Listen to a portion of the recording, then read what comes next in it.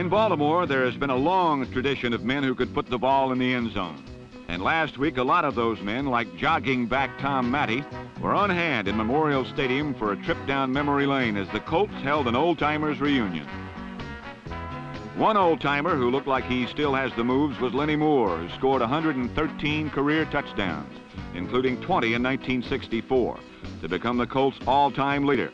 But times have changed, and the old guard has passed. Today's Colts are young, the sixth youngest team in the NFL. But like their predecessors, they know how to move that ball under the goalposts. The leader of the youth wave is quarterback Burt Jones, who can pass and can run. But there's more to it than that, because Jones leads by example. The example he sets is scramble, gamble, claw, and crawl.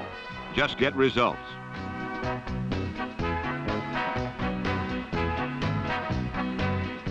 It's a style teammates like number 26, Lydell Mitchell, have adopted to the utmost. And last week, the New York Jets stood hopelessly by as Jones, Mitchell, and company swamped them 52-19. The 52 points was the most registered by a Baltimore team since 1964, the year Lenny Moore set his record.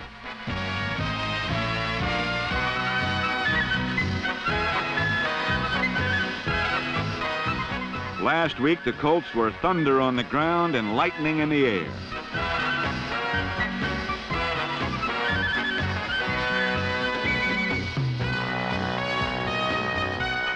This 90-yard Burt Jones to Roger Carr hookup broke a Colt record for the longest pass play.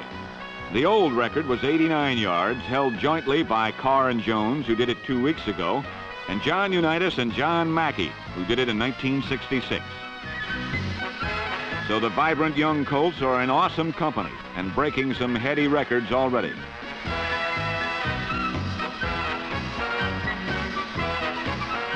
Throughout last Sunday, the Colt herd continued to stampede to pay dirt as number 23, Don McCauley, galloped in to make the score 28-6 before the half.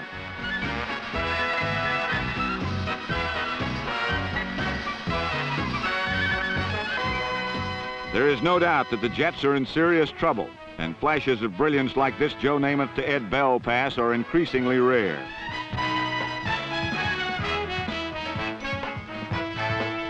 More familiar is the sight of Joe being jumped. He's been sacked 25 times this year already. This time by a Colt defense whose 36 sacks leads the NFL. So while Namath was assisted to his feet, Jones kept the Colts flying on this shot to Glenn Doughty. For Jones, it capped a 277-yard, 3-touchdown day, and he retired from the game early with a slight injury. But Baltimore kept right on rolling as Marty Domrese brought home the points, which put the Colts on top as the NFL scoring leaders.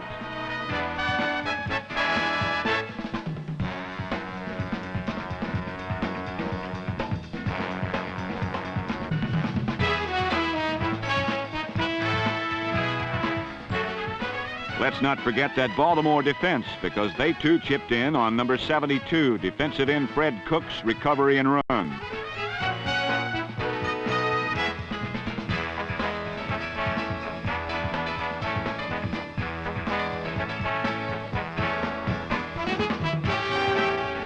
Baltimore's record now stands at 5-4, and their defense is rapidly catching up to the offense in terms of efficiency. So maybe those Miami Dolphins better keep a wary eye.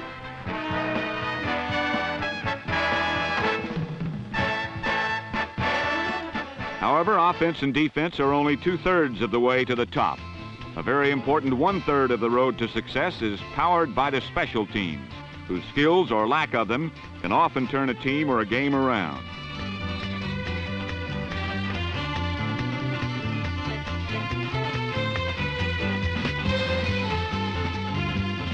There is little doubt that the men of the special teams are special men.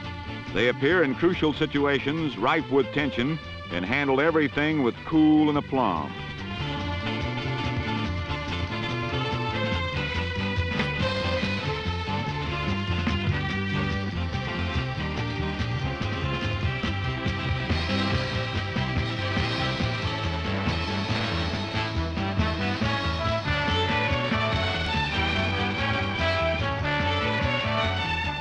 Above all, the men of the bomb squads have to be ready to sacrifice their bodies for a few yards of turf.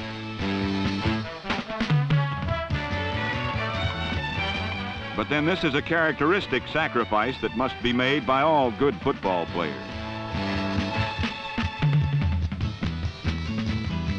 If a man goes out of his way to avoid being hit, his teammates will probably think of something to call him.